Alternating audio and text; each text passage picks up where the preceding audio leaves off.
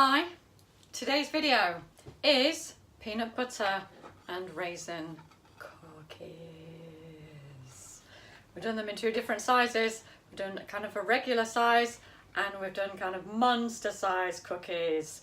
Keep watching and you will see how to make these beauties. Good morning, Freefrommers, and welcome to Ready Steady Freefrom this morning here in the sunny UK, where it's not actually sunny, it's really windy and it's rainy, but happiness is in the heart, especially when you're working with peanut butter. And today we're going to make peanut butter and raisin cookies. Okay, so I told you there's going to be a lot of baking, and we have all the ingredients ready. So we're going to make this in the food processor, and it's dairy free, everything free apart from nuts. Obviously it's got peanuts in it, and it's got eggs. So we're going to get cracking. Let's get the peanut butter cookies. In about 15 minutes we should have them ready to eat. Right, so we're starting off with half a cup of peanut butter. So I've got smooth peanut butter here, so this is going straight in. I am using the metal blade because the peanut butter is quite stiff and I want this to have a really good mix. So if you are using chunky peanut butter, then the metal blade might break this down. So that's half a cup of peanut butter. Then we have 2 eggs, they're going in there. Then we've got 2 tablespoons of coconut oil. If you choose to melt the coconut oil, then be aware that if it's near the eggs, it might start to cook the eggs, and you don't want scrambled eggs in your cookies. Then we've got half a cup of honey. Now, for those of you that want to measure them in millimeters, half a cup is 120 milliliters, okay? So 120 milliliters of honey and of peanut butter, that's what we're going for. These cup measures are widely available and I find them so handy. Okay, so that's that. Then we have 1.5 teaspoons of vanilla extract. Okay, so just pop that in there. And then we have 1/4 teaspoon of cinnamon. I'm going to pop that in. So we've literally just thrown everything in together and we're going to zap it now in the food processor. Okay, so we've just zapped it. Now you can see maybe that it is very runny. So it's literally just liquidy. It's all gloopy, all right? We've got salt, 1/4 teaspoon of salt. Now, as I've said before, I always guess this, but feel free to just measure it. I think to myself, a bit of extra salt with peanut butter wouldn't go amiss, so I don't mind if I put a little bit extra in. So that's that. Then we have the coconut flour to go in. So we've got half a cup of coconut flour here. Now, coconut flour is a completely different beast to work with. It is really, really absorbent, ridiculously absorbent. So, and it takes time to absorb. So we're going to combine this and make sure that it's all combined and then soaked in. So I'm just going to blitz it again in the food processor. Okay, so we're back after blending it about 30 seconds in the food processor. So I'll show you the consistency now.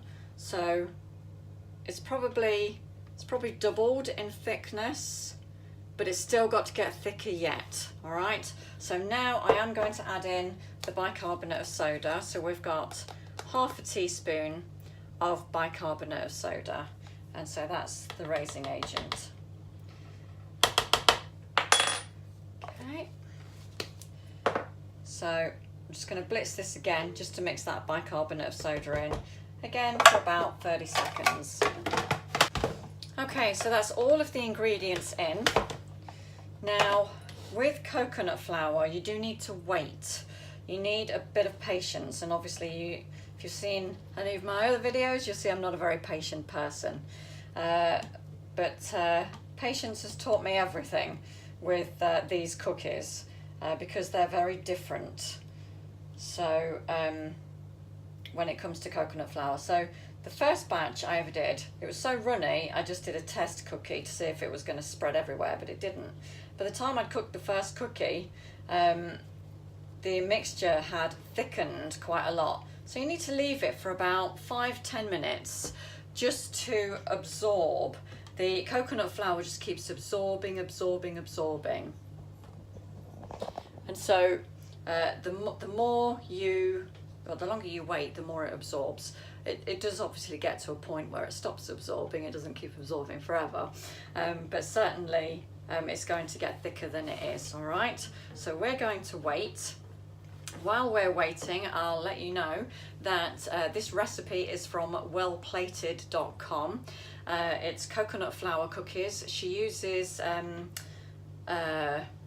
chocolate chips in her cookies, but I don't use chocolate chips. You can if you want to, so that's why I'm using raisins. So the final ingredient for me will be about half a cup of raisins.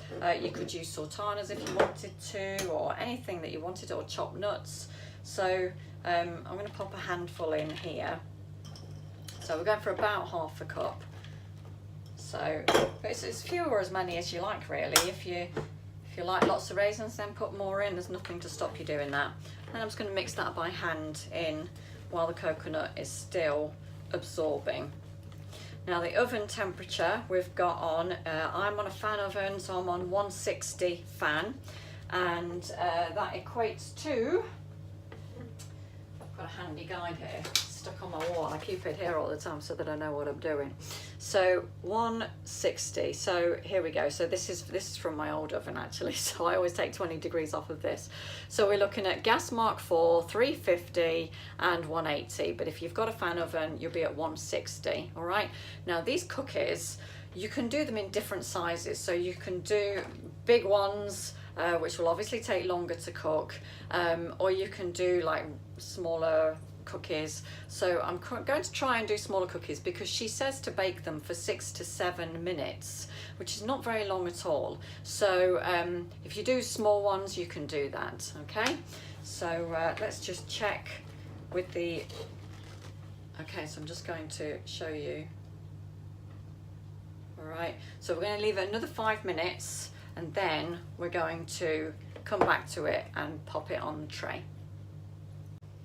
Okay, so a few minutes later, all I've done, I've not been stood here waiting for 5 minutes. I just cleared up, pulled the stuff away I was using. So it's just, you're not sat around, you know, waiting for the mixture. So I just cleaned up the stuff and popped it all away, by which time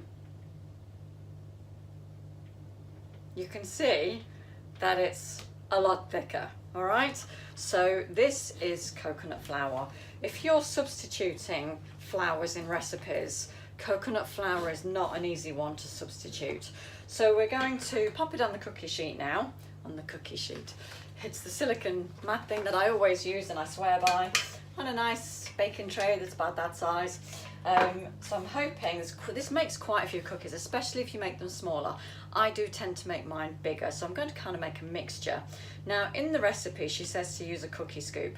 I've no idea what a cookie scoop is, so I'm going with a British cookie scoop, which is a dessert spoon, because I've no idea what a cookie scoop is. And if it's about, if it's like an ice cream scoop, then this mixture is not going to work in that because it's too sticky. Okay, so using our British cookie scoop, we're going to make blobs. So I'm going to use about a spoonful and pop it onto the baking tray.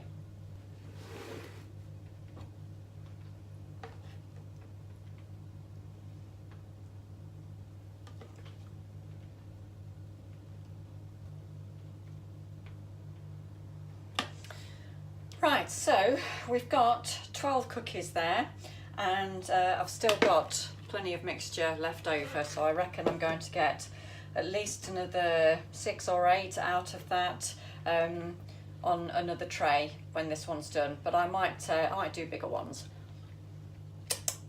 Cheeky taste test. It's good, it's good. Okay, so If you want to just bake them as they are, that's absolutely fine. If you want to kind of flatten them down a bit, that's fine too. So what I would suggest is just dipping your fingers lightly in some water so the mixture doesn't stick to your fingers. Now bear in mind that if you get fingerprints on these when you're patting them down, you will see the fingerprints when they come out of the oven. That's not always what you want to see when you're eating a cookie, someone's fingerprint in it. So try and flatten out those fingerprints, and don't worry too much about the top getting wet. It's totally fine.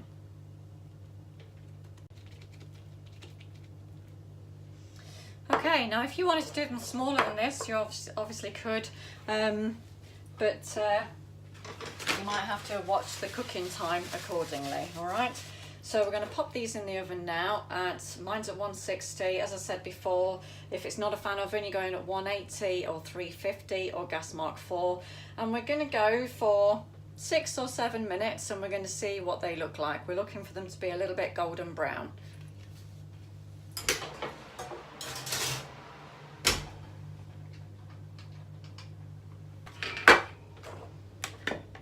Okay, so the rest of this mix, I'm going to do big cookies because I like big cookies,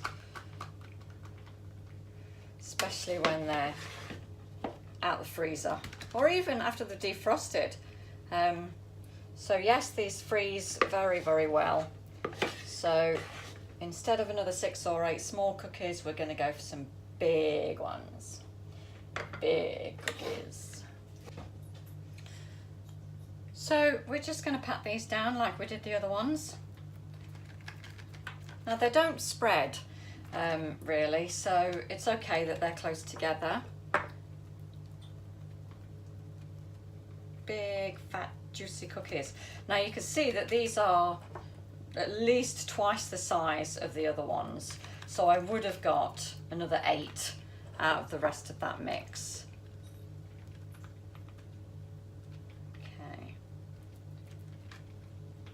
There we go.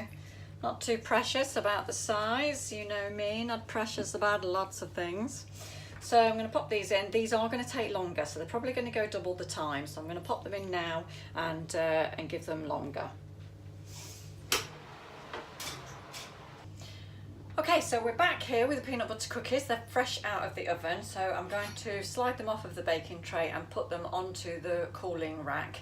Right, so let's just not burn our fingers on the pan. So we're going to take the silicone sheet. Oh, just broke a cookie. Know what that means, don't you? I'm going to have to eat that. So that's that, and we're actually going to have to wash the tray because it got stuck to the tray. So I did say they don't really spread, and you can see that they haven't really, but just a tiny bit. Okay, so they're quite, at the moment, they are really still warm, so they're fluffy and very soft. Okay, so that's okay. So we're just going to pop that there, and we're going to leave them, because they're quite hot, we're going to leave them to cool for a few minutes before we take them off of the sheet and let them cool properly on the wire rack. So we don't want them sticking to the rack. Underneath, the cookies should be a brown kind of colour, so we will just have a cheeky peek. No, we won't have a cheeky peek because it's sticking to the tray, so we won't do that. But you can see they've got a nice golden colour to them. So we'll come back when they've cooled, and we'll all just have to be a little bit patient and drink the banana milkshake in the meantime, which you can see in another video because I just made it while I was waiting for these to cook. So, see you in a few minutes.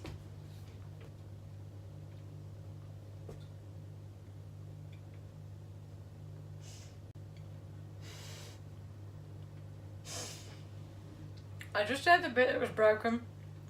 It was just shouting to me, saying, "Eat me." They're lovely. Oh my goodness. I just can't tell you how good they are. Now that's interesting. So there's just little tiny crumbs of mixture that have gone onto the middle, you know, where your mixture kind of splashes. I've just kind of eaten a couple of those, and they're really crispy. So I've got a feeling that if you did these quite thin, they might crisp up quite nicely with still that gooiness in the middle. Because who doesn't want gooiness when you've got peanut butter? It just makes the taste last that much longer. I think I might go and join Peanut Butter Anonymous because I think I've got an addiction going on. Right, so we're going to have a look at the underneath of a cookie. Okay, there we go. So that's the underneath. So you've got a nice golden brown tinge there. So we've just waited a few minutes just for them to cool off. So I'm just going to slide them now off of the sheet with a palette knife.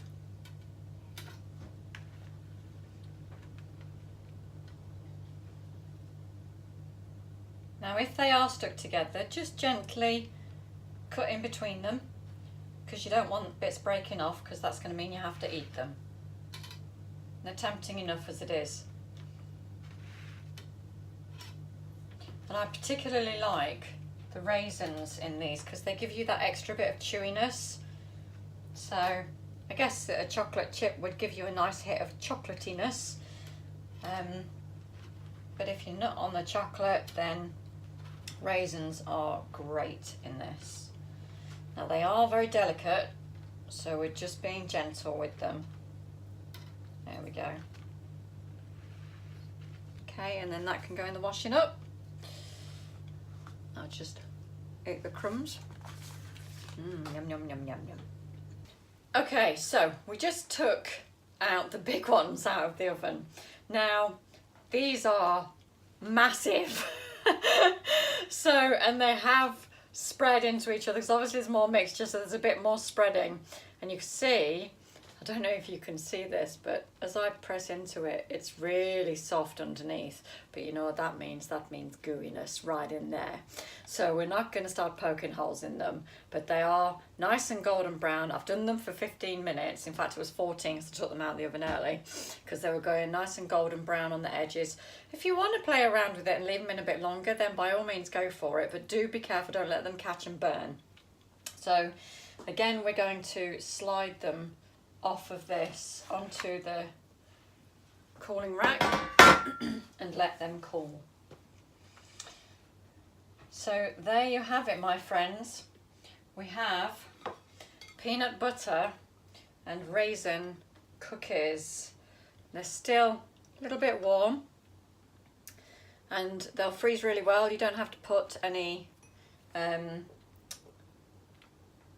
anything in between them. You can just pop them into a bag and they will be lush straight out of the freezer. You can either eat them frozen or you can eat them straight out of the oven like I do, or you can wait for them to defrost. I took one out of the freezer the other day and I let it defrost. I took it to work with me and yeah, just scoffed it. So